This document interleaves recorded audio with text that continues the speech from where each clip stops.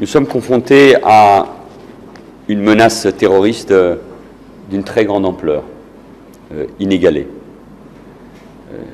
avec ce mouvement terroriste et barbare, Daesh. Et donc nous devons être totalement engagés dans la lutte contre le terrorisme. C'est pas uniquement la nécessité impérieuse de lutter contre un groupe terroriste et barbare. Il y a derrière cela une question de civilisation pour nos sociétés, pas pour nos sociétés occidentales, pour nos sociétés démocratiques, tout simplement. Depuis plus de 2 ans, et c'est l'ancien ministre de l'Intérieur qui vous parle aussi, nous le savons, des milliers d'Européens, des milliers de Maghrébins, de jeunes, combattent en Syrie et sans doute aujourd'hui en Irak. Et face à cela, il faut une réponse de la communauté internationale.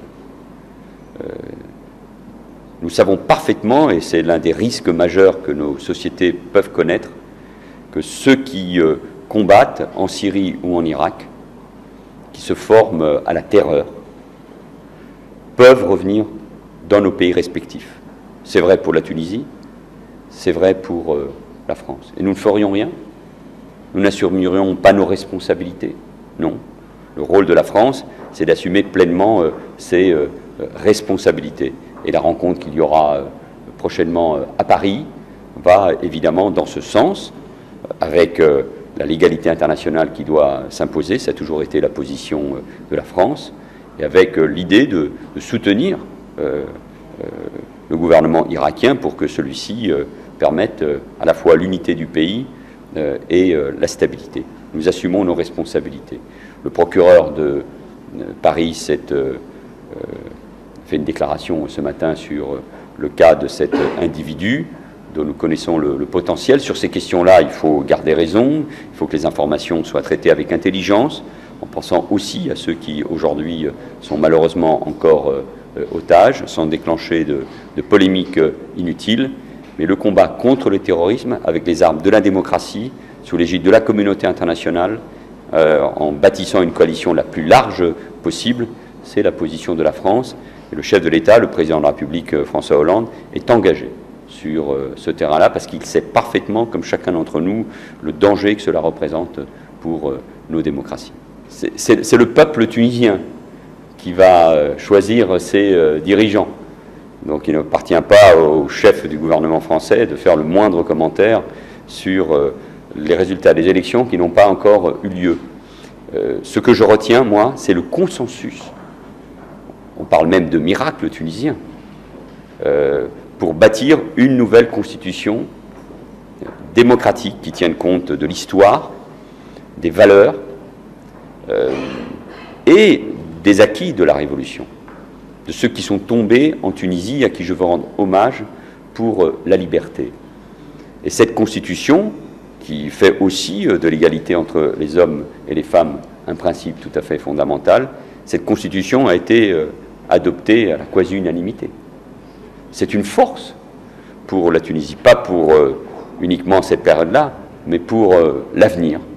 Et ensuite, il y a une maturité dans la vie politique tunisienne qui doit continuer pour trouver des solutions sur la base du consensus. Et je suis convaincu que le choix que les Tunisiens feront permettra, après la mise en place d'un nouveau gouvernement, suite l'élection d'un président de la République, permettront d'aller de l'avant. Mais c'est le cadre constitutionnel qui définit désormais l'avenir et la stabilité des institutions. Et j'espère que les Tunisiens seront nombreux à aller voter. Ce n'est pas à moi de leur dire.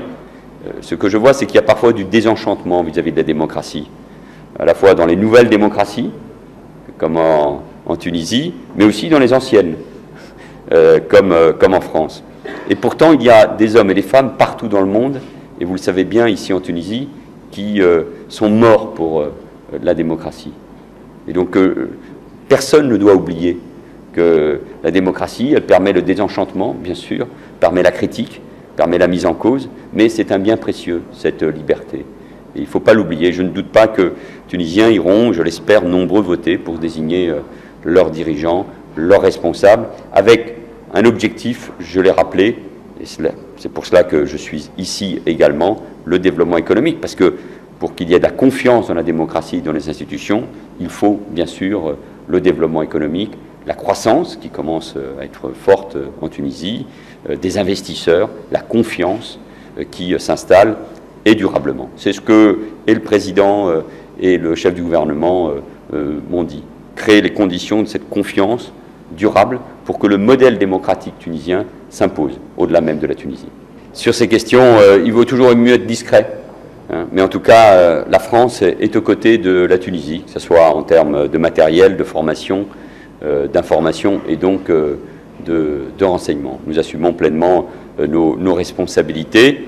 Le ministre de l'Intérieur, Bernard Cazeneuve, viendra très prochainement sur toutes ces questions-là ici en Tunisie pour poursuivre cette coopération.